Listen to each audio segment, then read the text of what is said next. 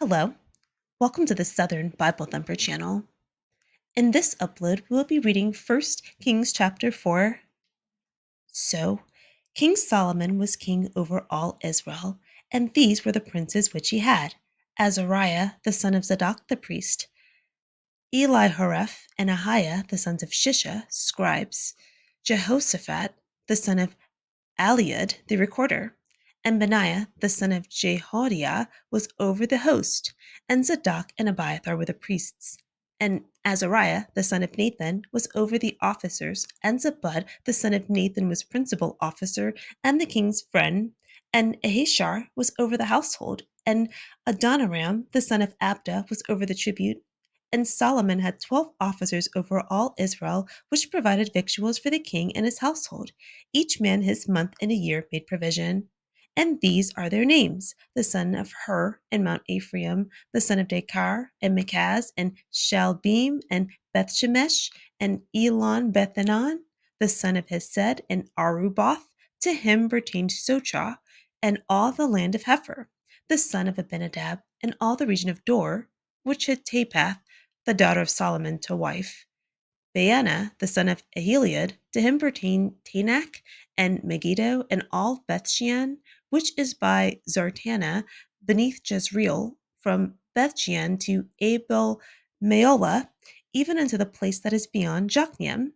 The son of Gerber, and Ramoth Gilead. To him pertain the towns of Jair, the son of Manasseh, which are in Gilead. To him also pertain the region of Argob, which is in Bashan, 80 great cities with walls and brazen bars. Ahinadab, the son of Edo, had Mahanaim. Ahimaaz was in Naphtali. He also took Basemath, the daughter of Solomon, to wife. Baana, the son of Hushai, was in Asher and in Aloth. Jehoshaphat, the son of Peruah, in Issachar. Shimi, the son of Elah, in Benjamin. Gerber, the son of Uri, was in the county of Gilead, in the country of Sihon, king of the Amorites, and of Og, king of Bashan, and he was the only officer which was in the land. Judah and Israel were many, as the sand which is by the sea, in multitude, eating and drinking and making merry. And Solomon reigned over all kingdoms from the river unto the land of the Philistines, and unto the border of Egypt.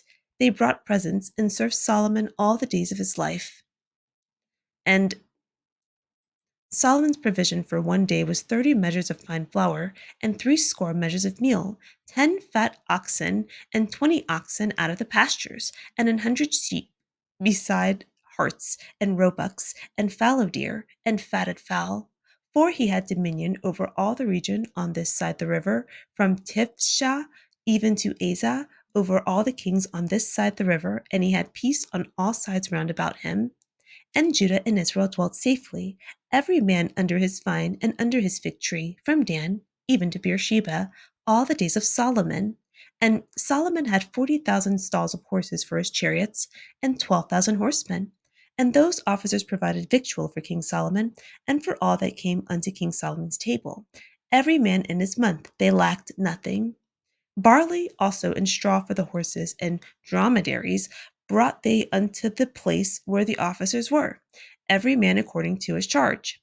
And God gave Solomon wisdom and understanding exceeding much, and largeness of heart, even as the sand that is on the seashore. And Solomon's wisdom excelled the wisdom of all the children of the east country, and all the wisdom of Egypt. For he was wiser than all men, than even the Ezrahite, and Heman, and Calcol, and Darda, the sons of Maal. And his fame was in nations round about. And he spake 3,000 proverbs, and his songs were 1,005. And he spake of trees from the cedar tree that is in Lebanon, even unto the hyssop that springeth out of the wall. He spake also of beasts, and of fowl, and of creeping things, and of fishes. And there came of all people to hear the wisdom of Solomon from all kings of the earth, which had heard of his wisdom. 1 Kings chapter 3. Solomon makes an ally with Pharaoh of Egypt by marrying the princess as his home is being built. There is no official worship building for God, but smaller areas designated as high places. God appears to Solomon in a dream asking what could he give to Solomon to make him happy. Solomon asks for an understanding heart to discern. God is pleased. This is the chapter with the two women who had a disagreement over a baby. Solomon's judgment inspires fame and respect in Israel. The current chapter, 1 Kings 4. This chapter documents Solomon's staff, prosperity, and legacy of peace. Solomon gains notoriety for his wisdom. He writes 1005 songs throughout his life. Okay, summarizing 1 Kings chapter 4. So, this chapter, there is no action. This is literally just like an epic catalog of who is in charge, the leaders of Solomon's administration. Um, the Bible also tells us that he has a peaceful, prosperous reign, uh, very different than his father, who had to become king in a fragmented, divided foundation where most of Israel did not embrace him as king. So Solomon is having a different reign. And so we get here, verse 1 through 6, we're just giving the names of uh, these different positions. So you have the chief official, the secretary, recorder, historian, military leader. And then we get to verses 7 through 13 or 7 through 19.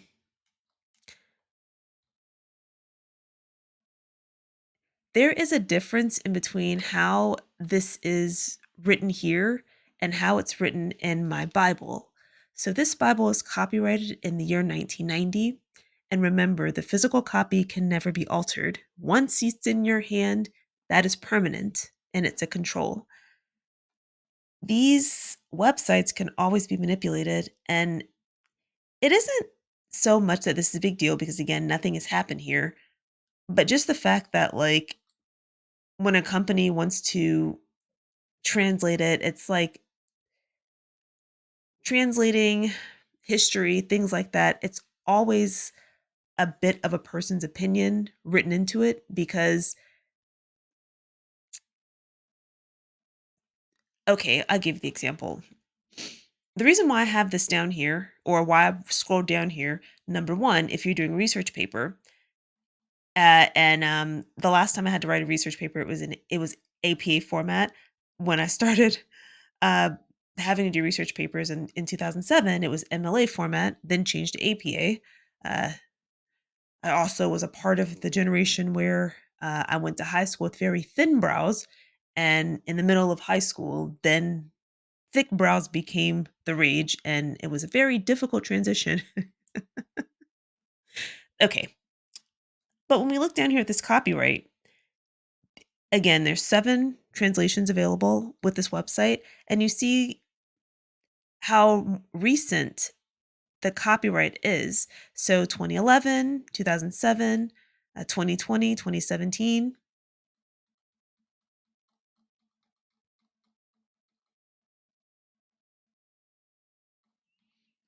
So when we look here at verse 8, right? So we see here these are their names. It's not written this clearly in this book that I have in my hand. So here it says these were their names, Ben Hur, and even the King James. This is the first time I've ever encountered this, which is why I'm bringing it up.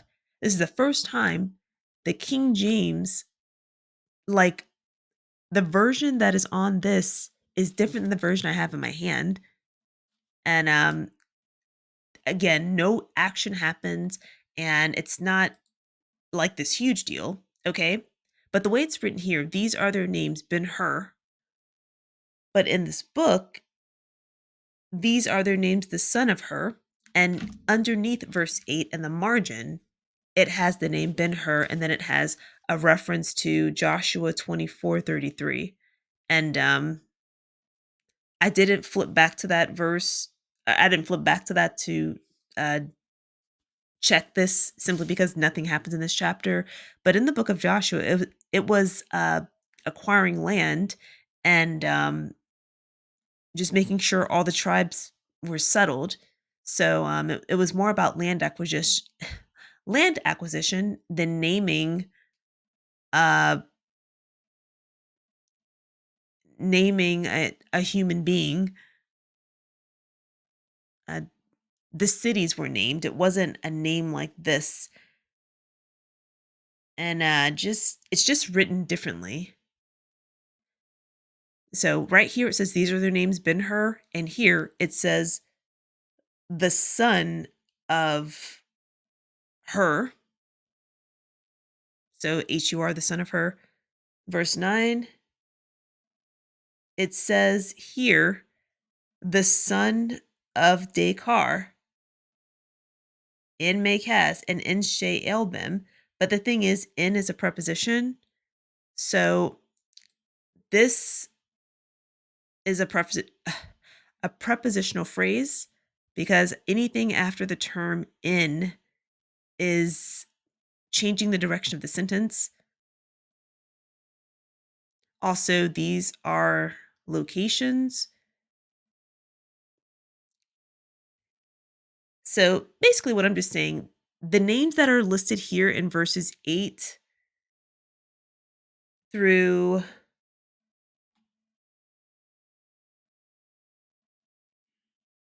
8 through 12, 8 through 11, because verse 12, Baana, son of Eulid, this is written exactly the same way, verse 12 and onward. But verses 8 through 11 is just written a bit differently. So right here it says Ben Hur. Here it says Ben Decker. But in the book it says the son of Decker. Here it says Ben Hesed. And in verse 10 here it says the son of Hesed. It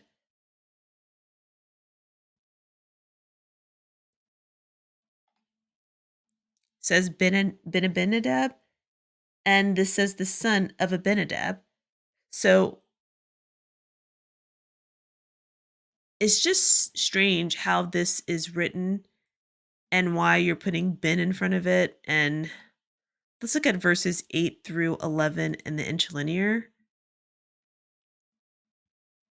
These are their names, Ben Hur. Then changing the preposition. And Elon, the son of Abinadab. So, in my opinion, this is still just like, why couldn't that have been left the way it was? Why is this a discrepancy? What this looks like is somebody added this in and just named it this to make it easier to digest and understand. But why do you need to do that? Why not just leave the document the way it was? Okay. Well, the rest of these people, it's just documenting to verse 19, just who held what positions.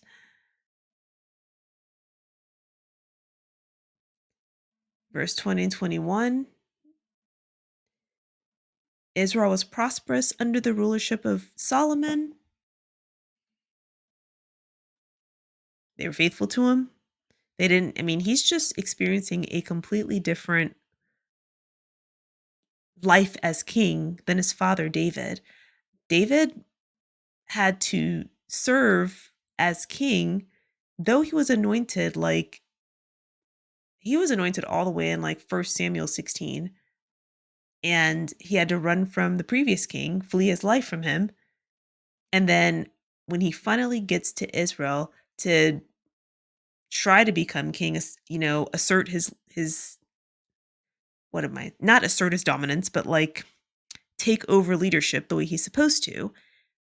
Most of Israel, 11 tribes, don't even honor his anointing as king. So Solomon, now being David's son, he asked for an understanding heart and discernment when God asked him, "What do you want?" Solomon said, "I don't know how to do this job. Can you give me the tools to do this job? I need understanding and discernment." And God was so pleased with him, he gave it to them and gave him riches. and he's just experiencing a peaceful ride, just totally different from David, at least so far. He's only been king in one chapter, so but I mean, his father started out with a fractured foundation with most of Israel. Every time somebody leads a revolt, most of Israel turns against David. So, okay. So this is just detailing like what Solomon, the amount of prosperity available, finest flour, uh, you know, okay. And that also says in 25, it's reemphasizing that everyone lives safely.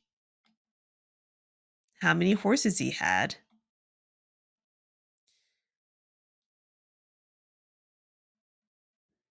So just saying the people that were assigned to do their jobs of making sure food was available also made sure the horses were taken care of.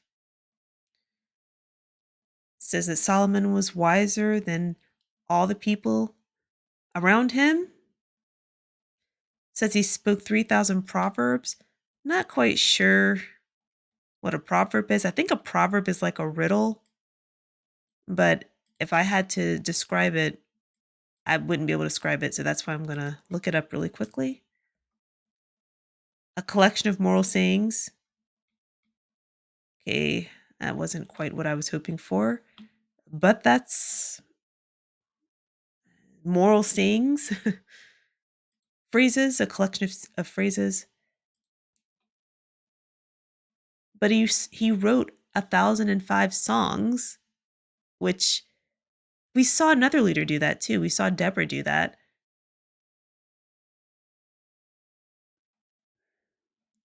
I also thought this was interesting too. He spoke about plant life and he spoke about God's creatures. He asked God for discernment and understanding.